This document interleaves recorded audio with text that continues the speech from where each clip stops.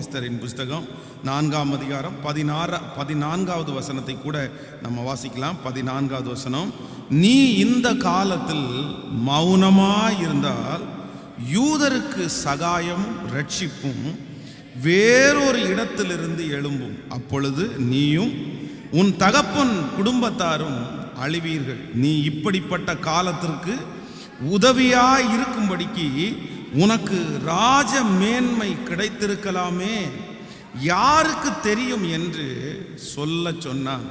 நீங்கள் இன்னொரு விசை கூட நம்ம வாசிக்க போகிறோம். 13வது வசனத்திலிருந்து, மொர்தெகாய் எஸ்தருக்கு திரும்ப சொல்ல சொன்னது, நீ ராஜாவின் அரண்மனையிலே இருக்கிறதுனால் மற்ற யூதர்கள் நீ தப்புவா என்று உன் மனதிலே நினைத்து கொள்ளாதே.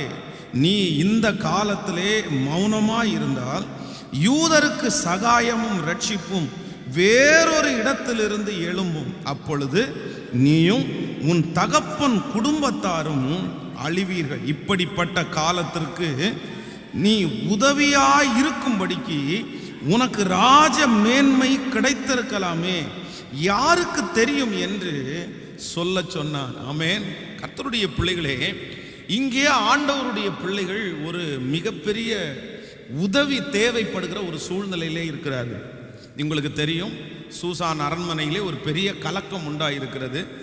துஷ்ட ஆமான் என்கிற ஒரு மனிதன் ஜனங்களுக்கு விரோதமாய் எழும்பி இந்த ஒரே ஒரு மொர்தெகாயை தன்னுடைய மனதிலே வைத்து, அவன் தன்னை மதிக்காததினாலே, அவன் தன்னை வணங்காததினாலே, இவன் ஒருவர் மேல் மட்டும் கை போடுவது எனக்கு பெரிய விஷயம் அல்ல, இவன் ஒருத்தனை மட்டும் கிடையாது, இவனுடைய வம்சத்தோடு அழிச்சிடணும் அப்படின்னு முடிவெடுத்து எல்லா ஜனங்களையும் அழிப்பதற்காக ஒரு திட்டத்தை போட்டு ராஜாவினிடத்தில் போய், இந்த மாதிரி நம்முடைய தேசத்தில் ஒரு விதமான வித்தியாசமான ஜனங்கள் பரம்பி இருக்கிறாங்க, இவங்க ரொம்ப வளர்ந்துட்டே இருக்கிறாங்க, அவங்கள நம்ம அப்படியே விட்டுற முடியாது, அப்படியே விட்டுட்டோம்னா காலகாலத்தில் நம்முடைய வாழ்க்கையை, நம்முடைய ஜனங்கள் அவர்களுக்கு அடிமையாயிடுவாங்க, அதனால அந்த ஜனங்களை எல்லாம் அழிக்கணும் அப்படின்னு சொல்லி ராஜாவினுடைய அந்த இருதயத்திலே பேசி அவனுடைய மனசை மாற்றி லெட்டர்ல சைன் வாங்கி எல்லா நாடுகளுக்கும் அனுப்பிவிட்டான்.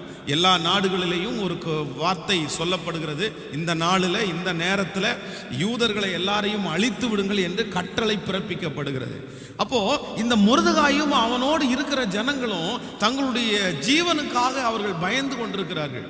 அந்த நேரத்தில் தான் இந்த மொர்தெகாய் அவருடைய வளர்ப்பு மகளாகிய எஸ்தர் இடத்துல ஆள் அனுப்பி, இந்த மாதிரி நாங்கள் ஒரு பெரிய பிரச்சனையில் நம்ம சிக்கி இருக்கிறோம், என்ன பண்ணுறதுனே தெரில, இந்த மாதிரி ஒன்று போட்டிருக்காங்க, நீ ஏதாவது செய்யணும் அப்படின்னு ஆள் அனுப்பினால், இந்த எஸ்தர் ராஜாத்தி திரும்ப என்ன அனுப்புறாங்க அப்படின்னா, இல்லை நம்ம ராஜா சட்டத்தை மீறி ராஜாவினிடத்தில் நம்ம பிரவேசிக்க முடியாது, அவர் கூப்பிடாம யாராவது அவருக்கு முன்னாடி போய் நின்னா அவருக்கு கோபம் வந்தா அவங்கள கொன்றுவாங்களே. ஆனால் அப்பதான் இந்த மொர்தெகாய் அந்த மகளுக்கு, தன்னுடைய வளர்ப்பு மகளுக்கு சொல்லி அனுப்புகிறார், நீ இந்த காலத்தில் மௌனமாக இருந்தால் யூதருக்கு சகாயமும் ரட்சிப்பும் வேறு ஒரு இடத்திலிருந்து கடந்து வரும். அப்போ இந்த வசனத்தை நேற்றைக்கு இரவு ஆண்டவர் திரும்பவும் எனக்கு ஞாபகப்படுத்தி இந்த வசனத்தையே இன்றைக்கு பேசும்படியாய் கர்த்தர் என்னோடு கூட இடைப்பட்டார். நீ இந்த காலத்தில் மௌனமாய் இருந்தால் யூதருக்கு சகாயமும் ரட்சிப்பும் வேறு ஒரு இடத்திலிருந்து வரும். ஆண்டவருடைய பிள்ளைகளே, இஸ்ரவேல் ஜனங்களுக்கு இப்பொழுது ஒரு சகாயம் தேவை, இப்பொழுது ஒரு உதவி தேவை. ஆனா இந்த உதவி தேவைப்படுகிற இடத்துல, சகாயம் எடுக்கிற இடத்துல ஒரு பெரிய போஸ்டிங்ல ஆண்டவர் உன்னை வச்சிருக்கிறாரு. நீ இந்த காரியத்தை செய்வதற்காக ஒருவேளை உனக்கு ராஜ மேன்மை கிடைத்திருக்கலாம். ஆனா ஒண்ணு நினைச்சுக்கோ, நீ இந்த காரியத்தை செய்யாததுனாலே, இந்த சகாயத்தை இவர்களுக்கு செய்யறதுக்கு நீ பயப்பட்டாயானால், இல்ல என் போஸ்டிங் போயிரும், என்னை கொன்றுவாங்க, என்னை இந்த இடத்துல இருந்து தூக்கிடுவாங்க, நானும் அவர்களோடு சேர்ந்தவள் என்று சொல்லுவாங்க, அதனால நான் இந்த உதவியை செய்ய மாட்டேன்னு சொன்னா இந்த உதவி நடக்காதுன்னு மட்டும் நினைக்க வேண்டாம். யூதருக்கு சகாயமும் ரட்சிப்பும் வேறொரு இடத்திலிருந்து வரும். ஆமேன்.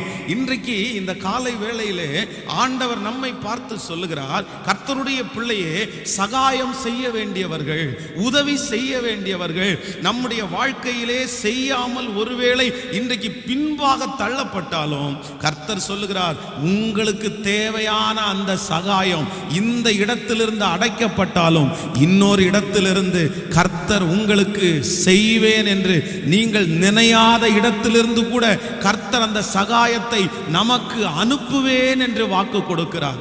கைகளை உயர்த்தி ஒரு ஹல்லேலூயா சொல்லலாம். ஆண்டவர் உங்கள் வாழ்க்கையிலே, என் வாழ்க்கையிலே ஒரு சகாயத்தை கர்த்தர் செய்ய வேண்டும் என்று வைத்தார் என்றால் அவர் செய்ய நினைத்தது கண்டிப்பாய் தடைபடவே தடைபடாது.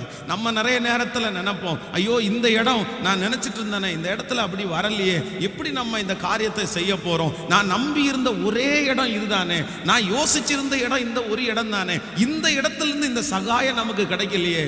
இல்ல, கர்த்தர் இன்றைக்கு உங்களுடைய கரத்தை பிடித்து சொல்லுகிறார், நீங்கள் எதிர்பார்த்த, இல்லை என்றால் நீங்கள் நம்பின அந்த இடத்திலிருந்து அந்த சகாயம் உங்களுக்கு வராவிட்டாலும் என் தேவனாகிய கர்த்தர் வேறொரு இடத்திலிருந்து அந்த சகாயத்தை உங்களுக்கு அனுப்புவேன் என்று வாக்கு கொடுக்கிறார். எத்தனை பேர் ஆமோதிக்கிறீர்கள்? கைகளை உயர்த்தி ஒரு ஹல்லேலூயா சொல்லலாம்.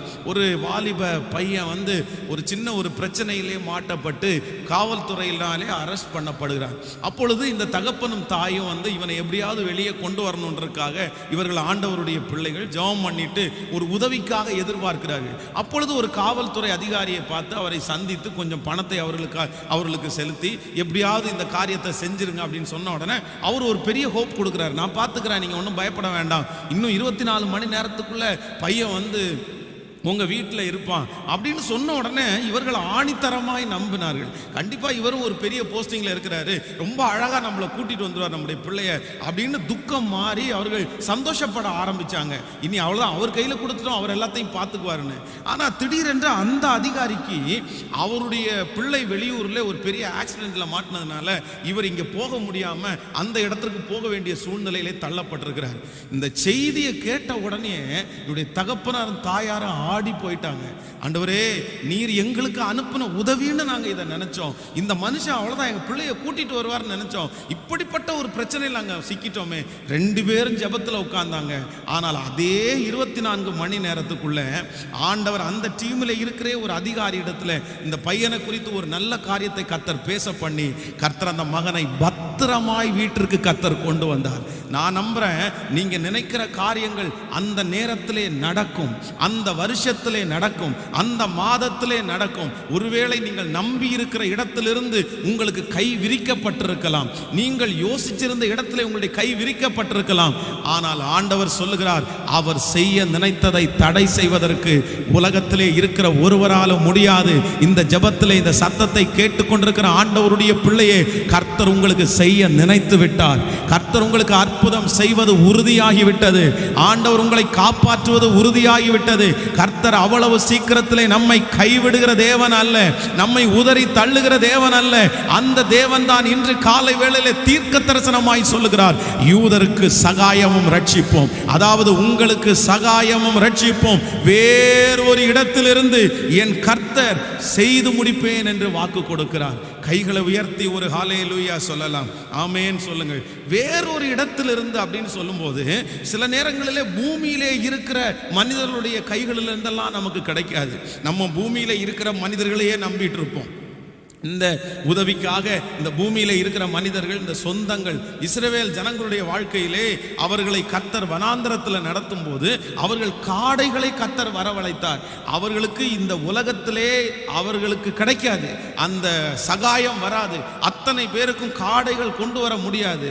ஆனா என்னுடைய ஆண்டவர் அவர்களுக்காக வானத்தையே திறந்து ஒரு காற்றை அனுப்பி கர்த்தர் அந்த தேவைகளை சந்தித்தார். நான் என்ன நம்புறேன் அப்படின்னா, ஆண்டவர் உங்களுக்கு சகாயம் செய்ய வேண்டும் என்று கர்த்தர் முடிவெடுத்தார் என்றால் இந்த உலகத்தில் இருக்கிற எல்லா வாசல்களும் அடைக்கப்பட்டாலும் பரலோகத்தின் வாசலை கர்த்தர் உங்களுக்காக திறந்து சகாயமும் ரட்சிப்பும் நான் நம்புறேன் உங்களுக்கு பரலோக தேவனிடத்திலிருந்து வரும். கர்த்தர் தமது நல்ல பொக்கிஷ சாலையாகிய வானத்தை கர்த்தர் நமக்காக கர்த்தர் திறக்க போகிறார். உங்களுடைய தேவைகளுக்காய் கர்த்தர் திறக்க போகிறார்.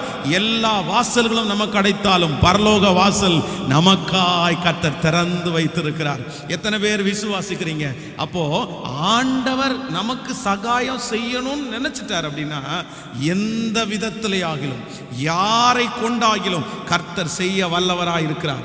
வாய்ப்பே இல்லை என்கிற இடத்திலிருந்து கூட நமக்கு உதவியை அனுப்புவார். எத்தனை பேர் விசுவாசிக்கிறீங்க?